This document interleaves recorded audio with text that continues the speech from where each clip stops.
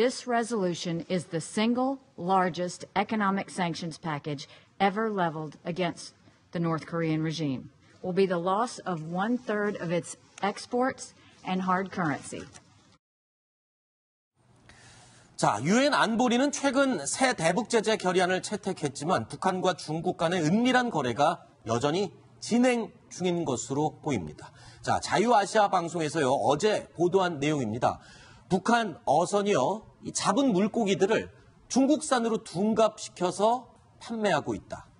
자, 어떻게 된 일인지 알아보도록 하겠습니다. 안찬일 소장님, 이게 무슨 말입니까? 그러니까 지금 북한 어선들이 해산물을 중국에 직접 수출을 할 수 있는 길이 막히니까 어선에서 어선끼리 거래를 하고 있다.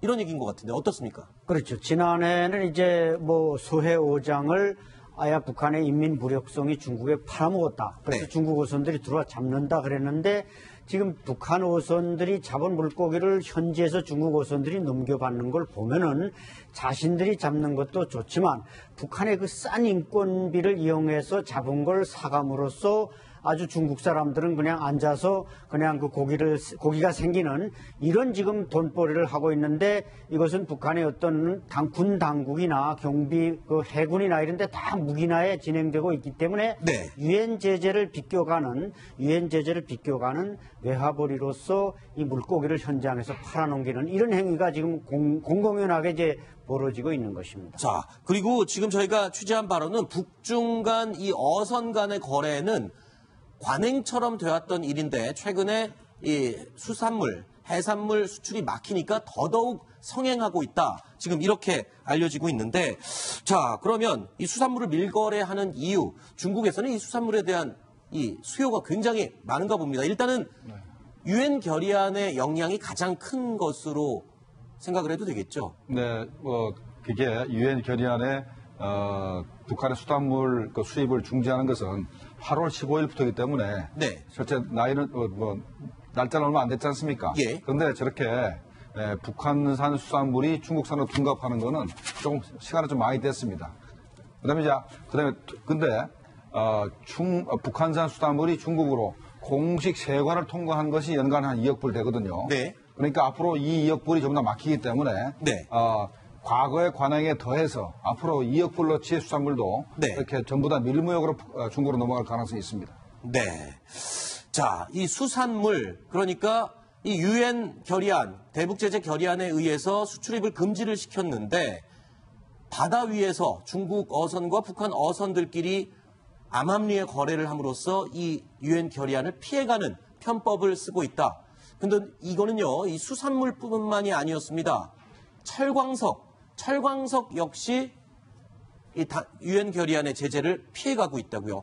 협찬에서 얼마 전에 잠깐 언급을 하긴 했지만 어떤 내용인지 다시 한번 설명을 해주시죠. 네, 무산광산 이제 최대 그 철광석 수출 지역인 무산광산에서는 그 광석을 캐면 중국의 트럭들이 두만강으로 건너와서 직접 싣고 가곤 했습니다. 그게 이제 다 소치가 되고 통계가 되는 그 무역량인데 지금 유엔의 그 2371 조치가 이것을 제한하고 있지 않습니까? 그러다 보니까 북한이 이것을 선광을 해가지고 광석체로 수출하는 게 아니라 그걸 선광을 해가지고 종광으로 만들어서 그냥 함선에 실어서 뭐 보내는 경우도 있고 심지어는 그것을 강제로 뽑아가지고 강제로 수출하는 그렇게 되니까 그건 하나 수치가 되지 않고 특히 이제 대련항이나 이런 선박을 통해서 수출하다 보니까 이것도 이제 북한의 바로 그 유엔 제재를 비켜가는 하나의 편법으로 지금 작용하고 있는 것입니다. 그러니까 지금 유엔 대북 제재 결의안에 의하면 이 철광석 자체를 수출할 수 없게 제재를 받고 있으니까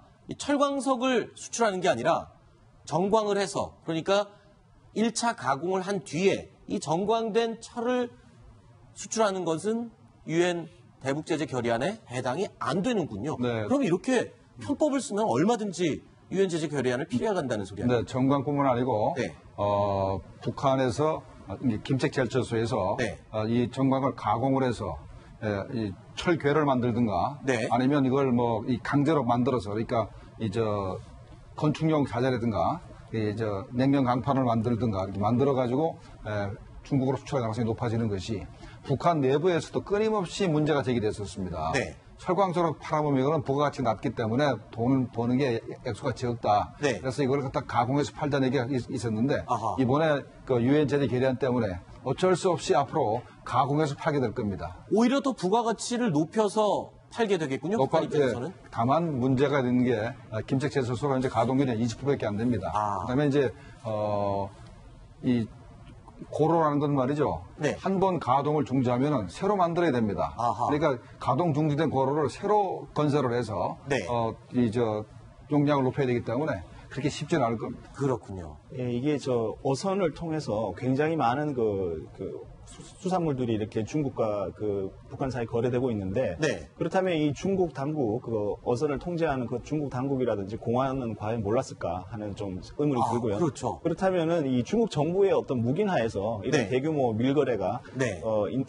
이루어지고 있는 게 아닌가 이런 생각이 듭니다. 네. 요즘 그래서 취재하는 우리 북한 쪽 취재하는 기자들이 네. 한 가지 좀 회의를 하는 게 뭐냐면 네.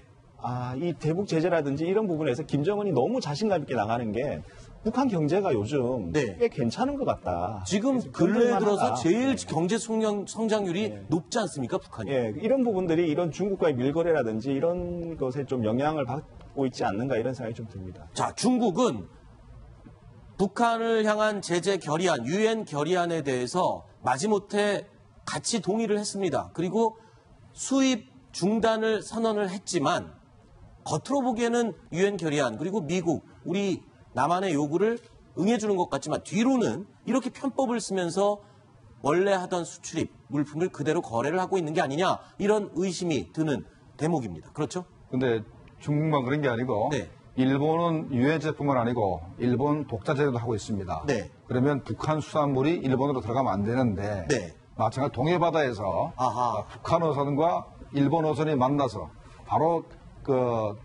북한 어선이 잡은 물고기가 일본 어선으로 바로 넘어갑니다. 네. 그래서 바로 현금으로 바로 지급을 하기 때문에 아하. 그것도 통계도 전혀 안 잡히는데도 불구하고 네. 일본으로 북한 어선물이 그렇군요. 계속 넘어가고 있습니다. 안 소장님, 네. 지금 우리가 얘기를 나눈 이 수산물, 해산물 이야기는 마찬가지고요. 또 철광석도 그랬고요. 이거 이외에도 의류, 옷 같은 거, 공산품도 이 북한에서 생산해서 중국의 메이드 인 차이나만 찍어서 전 세계로 수출되고 있다 이런 얘기가 있는데 이건 또 어떻게 된 겁니까? 그렇죠. 이제 9월이 되면은 또 북한의 그 칠보산을 비롯해서 엄청난 송이버섯이 나오는데 이거 역시 거의 대부분이 다 중국으로 들어갑니다. 네. 다 중국이 다 가공해서 또 우리나라에도 수출하고 이렇게 되는데 참 북한이 비켜갈 수 있는 게 많지만 이제 그 지적하신 의류 같은 거 이게 메이드 인 차이나로 이제 북한 근로자가 생산하는 것, 네. 그러니까 북한 지역에서 신의주나 해산이나 이렇게 해서 직접 임가공으로 생산하는 것도 있고 네. 또 북한 근로자들이 지금 우리가 뭐 중국 지역에 한 5만 명 정도 나가 있다고 하지만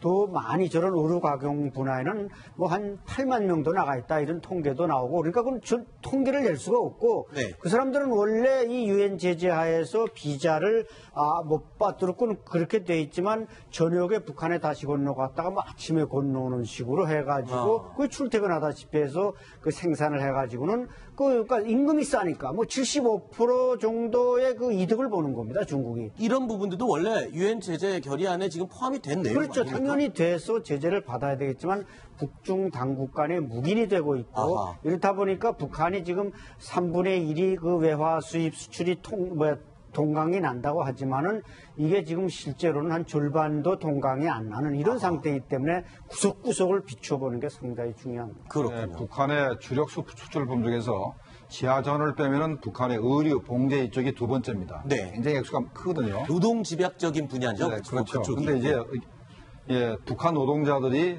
북중 국경을 넘어서 중국에 가서 노동을 해서 중국에서 생산하는 경우도 있고, 그다음에 중국의 자본이 북한에 들어와서 북한 내부에서 만들어가지고 OEM으로 해서 중국으로 나가서 이게 수출되는 경우도 있기 때문에 네. 이런 경우를 전부 다 우리 체크를 해야 되는 것이고, 그런데 문제는 한국 기업도 중국 사람을 내세워가지고 북한에서 의류를 생산해서 그래요? 뭐 중국에 수출하든가 아니면 국내에 반입하는 경우가 있기 때문에 네. 이것도 우리 정부가 잘 들여다봐야 됩니다. 그렇군요. 알겠습니다. 자, 첫 번째 이야기 살펴봤습니다. 두 번째 이야기 준비되어 있습니다. 역시 북한과 관련된 내용인데요. 저희가 오늘 1위로 꼽은 소식입니다. 먼저 영상으로 확인해 보시겠습니다.